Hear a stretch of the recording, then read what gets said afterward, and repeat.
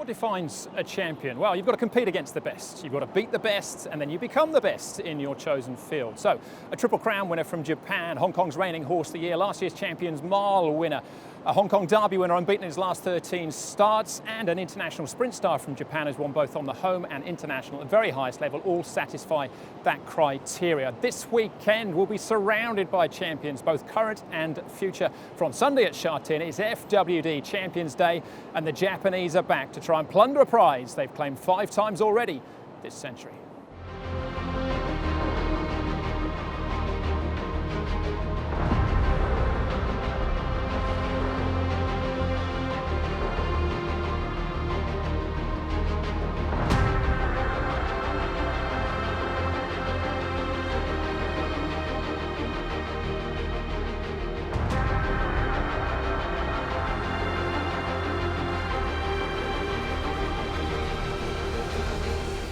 It's the Japanese 1-2. Asian Preston. Agnes Digital doesn't want to be beat. Asian Preston in front. Getting home late Indigenous. Asian Preston wins it. The Japanese are getting home. They will get home winners. Asian Preston sweeps up. Goes to the front. Japanese history in Hong Kong. But away goes Rulership. He's destroying his rivals in the QE2 Cup. Zidane, Thumbs Up and California Memory. But Umberto Rispoli takes out the QE2 Cup.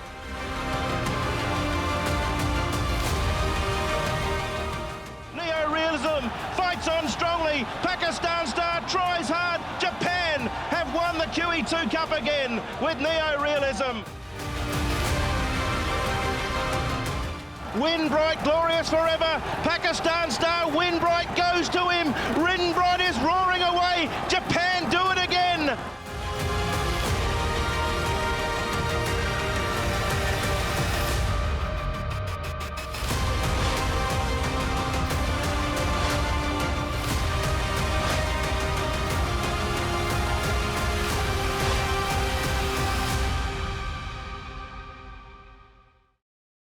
And who's to say they won't add to that tally on Sunday with 4 representatives in the field. Very warm welcome to our special FWD Champions Day preview show. I'm Andrew Jeune. We're joined by lots of special guests throughout the course of today's show. We're looking at the races, 3 Group 1s, the QE2 Cup, Chairman's Sprint Prize, then the FWD Champions Mile in part 2 of the show. We'll kick things off though with the main event, the FWD QE2 Cup, and this is how they line up for the $25 million race. Glory Vase from barrier number 7 under Karis Teaton, Exultant from barrier 2, the defending champ and reigning horse of the year in Hong Kong, Zach Burton the saddle. Glorious Dragon, Matthew Poon from 6, Kiseki, Chad Schofield, maybe he'll roll forward from barrier number 3. Time Warp, some competition for the lead maybe from 4, Daring Tact and Loves Only You, the 2 fillies in the field also from Japan. All right, that's how they line up. How does it play out though? Let's find out as we head out to Ed Sadler, who's joined by a couple of special guests to look at the FWD QE2 Cup.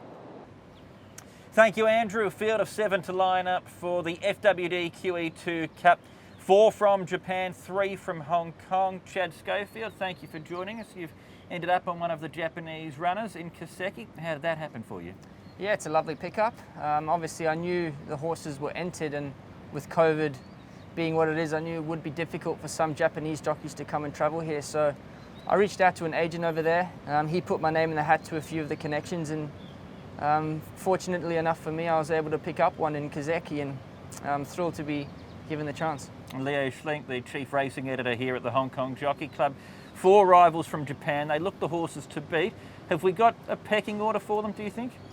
Yeah, it's a tough one, Ed, because it's just the small field and the pattern of the race, but it's impossible for me to go past Daring Tact just with her profile, but it's a fascinating race to see how these quality Japanese line up against the reigning horse of the year in Exultant, but for me Daring Tact is the one given her profile.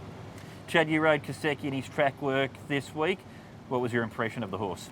Yeah, I must be honest, he felt terrific. He worked really well. He's a beautiful, big, strong, athletic horse. He's got a lovely action.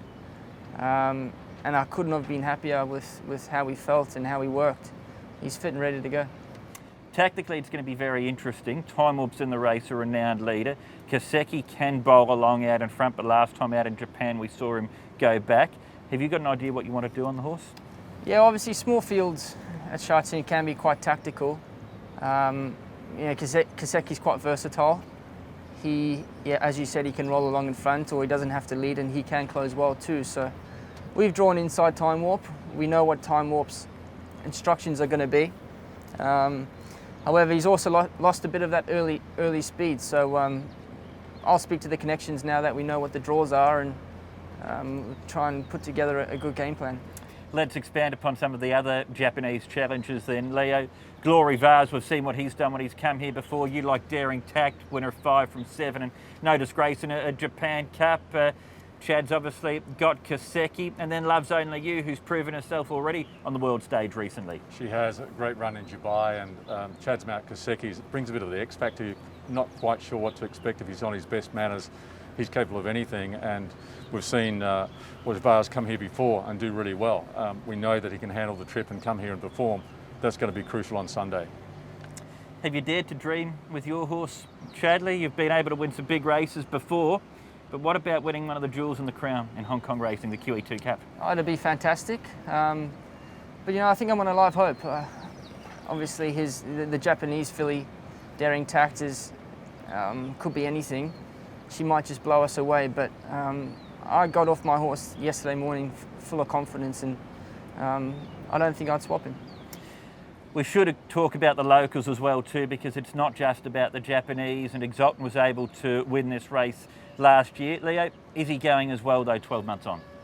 Probably not on face value, you'd have to say not, but you never write off a horse like him, especially playing on his home ground. He's proven here. Be just a great result for all the connections if he could come and reproduce something like that.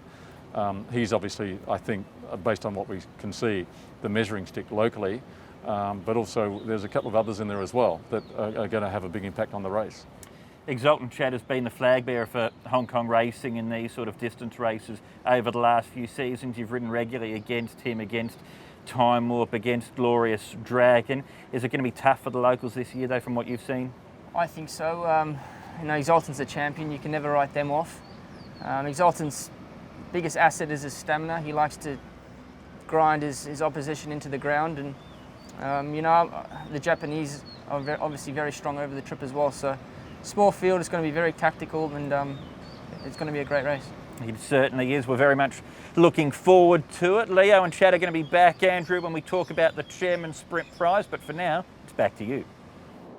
Great to get the insight there from Chad, and we'll hear from all the guys in part 2 of the show looking at the other 2 Group 1s. We're concentrating on the FWD QE2 Cup as we hear from more of the leading connections for Sunday's race. Well, since first time she get to my yard when she was 2 years old, she was an intelligent filly. She understands quickly what she needs to do, she doesn't need to do. And after a couple of races, gradually she's getting sometimes unsettled. That aspect, I need a special caution for that. But other than that, she's a nice filly, of course, special in her ability. She's a very good filly to train with. You've got the defending champion, Exultant. He's been running well, but has he not been quite as good this season? Well, as you can see, he's catching on a bit. He's 7-year-old now. I think he's still in excellent condition. I think Time Warp is going to set a hot pace, which will suit him. I think he should run in the first 3 again. What did you think of his barrier trial over 1600 recently? He's showing that he's in tip-top shape, that's all. And Time Warp, the old boy, how's he, Tony? Well, that's probably his last season. He's way over his prime time now. I think he will still run a big race. The 2400 trip over the Japan Cup was, as we mentioned yesterday, quite high pace, and he showed resilience there.